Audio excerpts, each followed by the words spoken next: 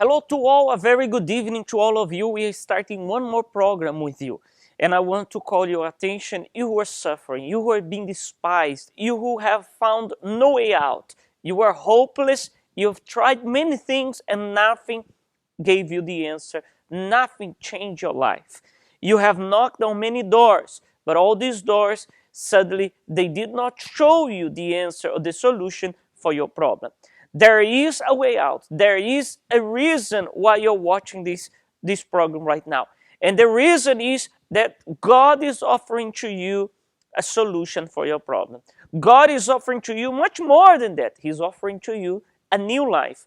Because maybe that's what you see in your life. You look and you say, I need a new life. It does not have space just for an improvement. I need a brand new life. Is that possible? Well, you're going to see this through this testimony now. This life story, John D'Alessandro, this man, he was, even from young age, destroyed. Even from his young age, making very bad decisions, poor choices in his life. But today, he's a new man. Today, he's transformed. Today, he has a new life. And so you can have also. You can call us, contact us through our landline, through our WhatsApp. You can send us a message here on Facebook, on YouTube, and we will be glad to be getting in touch with you. Let's watch this testimony, the life story transformation of John D'Alessandro, and we'll be back straight after with you. Hi, my name is John and I've been attending the UCKG since 2006. When I first started attending the UCKG, I had many problems in my life. I had really bad panic attacks. My life was destroyed. I was suicidal. I had depression. I was addicted to drugs. I had a really bad cocaine habit. So I started attending. I first spoke to the pastor over the phone. My mother was the one who seen the advertisement in a magazine. I started speaking to the pastor over the phone. He advised me to come down and have a one-to-one meeting with him. So when I came down, we had a talk, and he gave me advice, some steps to follow. At first, I didn't obey. I was nervous. I was really skeptical coming to a place that I never knew. You know, I just thought it was at the very start. I thought it was mad, to be honest. You know, I didn't believe. I didn't have faith in anything. I was so skeptical to believe in anything. I didn't even believe in myself. So anyway, I had no other alternative. So it was my last straw. I had no way out, and I needed help. So I followed what the pastor said. I came to some one-to-one meetings, and after that I started attending the actual meetings with, you know, inside with everybody there. I had real low self-esteem. I was nervous. I wouldn't come in where there was loads of people. So that's why for the first month or two I just came to the one-to-one meetings. So when I started to take on board everything that the pastors were advising me to do, I started seeing changes little by little, because I wasn't, you know, fully cooperating at the start. So one of the first things I was able to give up was smoking. I was smoking from 10 or 11. I had breathing problems from smoking. I couldn't do sport. It was destroying my lungs inside, you know, so that was one of the things I was able to give up. I used to take tablets for panic attacks. So I was taking 5 tablets every day. Antidepressant tablets, and then I was taking them like a Xanax tablet to kill the effect of the panic attack tablet, because I was going around half asleep on them. That was another thing I decided I wanted to stop, so I tried and I stopped taking them. Also, the cocaine was a big thing for me. I was addicted. I was taking it every day, and I was able to give that up too, you know. And you know, gradually, step by step, I started seeing changes in my life, and I started to really see there is a way out. As I said at the start, I didn't believe there was a way out. I was coming here so skeptical, narrow-minded, but then I started to be more open-minded, and things started happening for me when I started doing that. Over a period of time, I started, you know, jobs I couldn't get. I had no confidence. I always wanted to be either an actor or a personal trainer, and today I'm both of them. Something I never thought I could stand there, you know, training somebody. I hadn't got the confidence to speak to people, to speak to myself, yet alone people. And also on camera, I was really I was a real paranoid person. I was shy. I had no confidence to do anything, and the fears I had when I was younger, I said, no, I'm gonna conquer this. I'm gonna everything that I was afraid of, I'm gonna do, because I didn't want to grow old and think, what if I could have done this, what if I could have done that. So I started to come, as I said, I started attending the church. I started to the meetings that were specific for me, which was on a Wednesday. I needed to, I needed strength, spiritual strength. Friday, I needed deliverance, because I was really lost.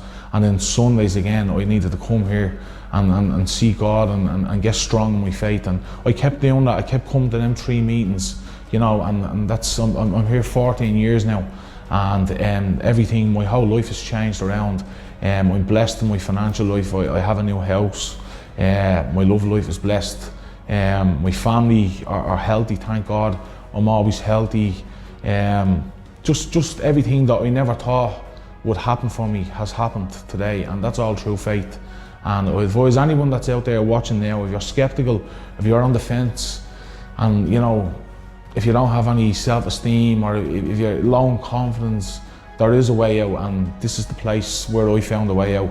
And that's why I'm standing here in front of the camera today. So I'm inviting you to come down and try out the UCKG Help Centre, and I can assure you, you will never look back. This will be the best decision you'll ever make in your life. We are back with you after this wonderful life story. You see that there's no limits for what God can do. Addictions, problems, depression, anxiety, God has the way out for all of it. Through faith, your life can be transformed. The Bible says about 10 men who came to Jesus, 10 leopard men. And this is a very interesting passage, because we can see that all of the 10, they require Jesus to heal, to cleanse them from that leper, from that sickness. And you don't see Jesus making an interview to them, asking their profile, their CV, where they come from, how long they were suffering. There was not such a thing. And so when you come to Jesus wholeheartedly, believing, with faith, He will help you too. It doesn't matter your background. It doesn't matter where you come from. Jesus does not make any difference from the one to the other. All those who are desperate, need, burden, it comes to Him by faith. He's going to transform your life. So we're going to watch one more story, a very powerful testimony of somebody who really indeed have suffered in life. Poor choices of his mother, poor choices of his father, bad decisions, seeking in the wrong place, many times brings you more problems than any solution. So that was the story of this man. And you're going to see when he finally made the right decision to trust and to put his life in the altar of God, when he trusts to throw himself not in the hands of a neighbor, not in the hands of a specialist, witch doctor or a spiritualist, he decides to trust God. Maybe you are trusting horoscope, or maybe you are trusting an image, maybe you are trusting a religion, maybe you are trusting in a man, and your life has not moved forward. I call you, close attention to this testimony. You see what really can change your life, and your life can be transformed as his life was transformed. Watch it, and we'll be back straight after. My name is Adalberto Aparecido de Moura Jr. Today I'm a businessman, and I also have an account office, but my life was not always like this. Unfortunately, before knowing the true faith, my family was completely destroyed. We would serve the spirits that were presented to us when we were a child, and since I was very young, I would go with my mother, my auntie, into the rituals of black magic, believing that there would be a better life. They said if we would seek the help of the spirits, everything was going to be better. So in this desire of a change, of a better life, we kept on going. And there were many requirements. They would ask many rituals of black magic in the forest. They want the drink in that brand, and also cigarettes. I remember once that we were going through a very hardship. There was even lacking money for food.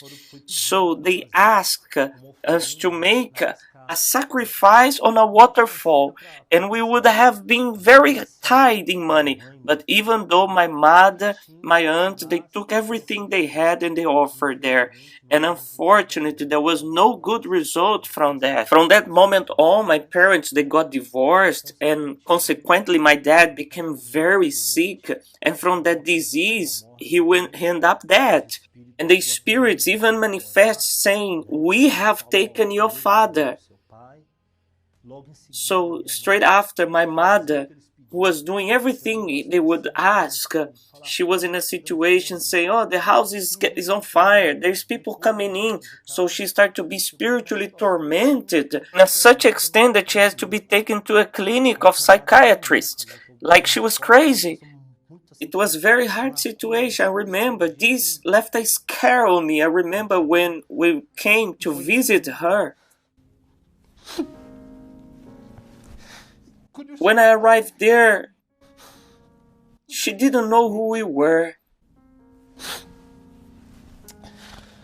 It was a very complicated situation, very bad.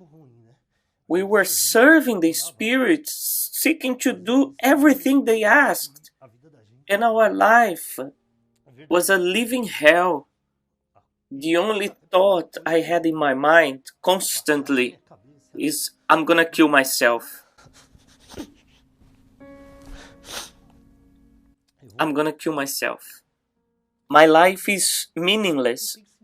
There is no reason to live, it's only pain.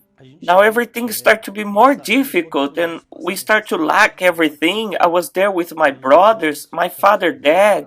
So in this despair, in this anguish, one day we went out and I went to another house of a witch doctor.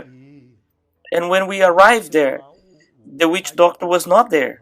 And his daughter called me and said, "My dad is not here, but I know a place that if you go there, your life is gonna change." The daughter of the witch doctor said, "Go in this place, it's Universal Church, go there, your life is gonna change." So there was a voice inside of me, there your life is gonna change. So there started the process of transformation in my life. We took part of the service, and the pastor said, "Evil spirit on your knees." So when I saw that, the evil spirit on his knees, the same one who said would kill me, I said, "My God, what is this power that this man has?" So I heard the word, and the word, me that I was disappointed and sad, I was thinking dying. At that same day I was on the main street and I said, "I'm gonna throw myself in front of this car. Maybe this suffering is gonna finish." I said, "No, I'm gonna throw myself in front of a bus." So then I die at once. So that desire to die was inside of me. I didn't want to live that anymore. So in that service, the pastor said, "Your life is gonna change." There was an assurance, there was a conviction. I said, "This is the right place." There was a revolt, there was a faith.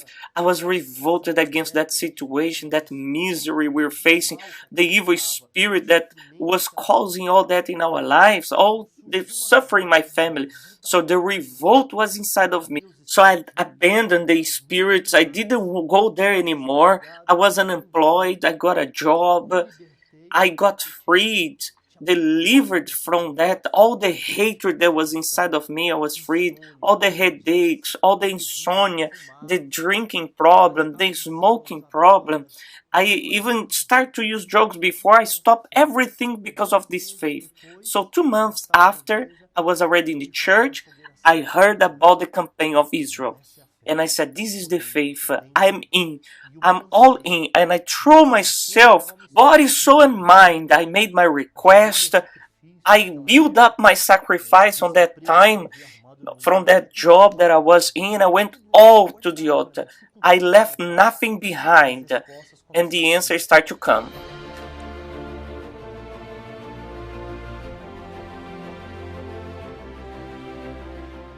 This altar that I threw myself, before I would throw myself on the altars, the wrong ones from the devil.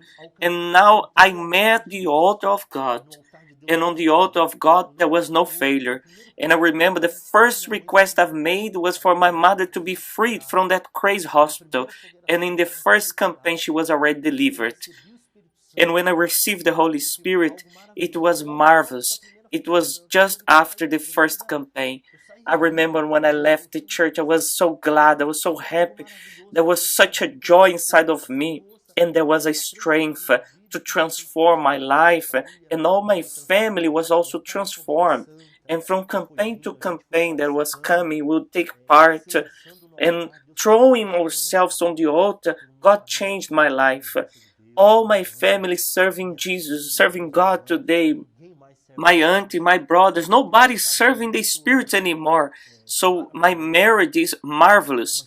My wife is a blessed woman. Two daughters that are very blessed. I have my construction company. We we build up shoppings and stores, and God have been blessing. And I also have an account office.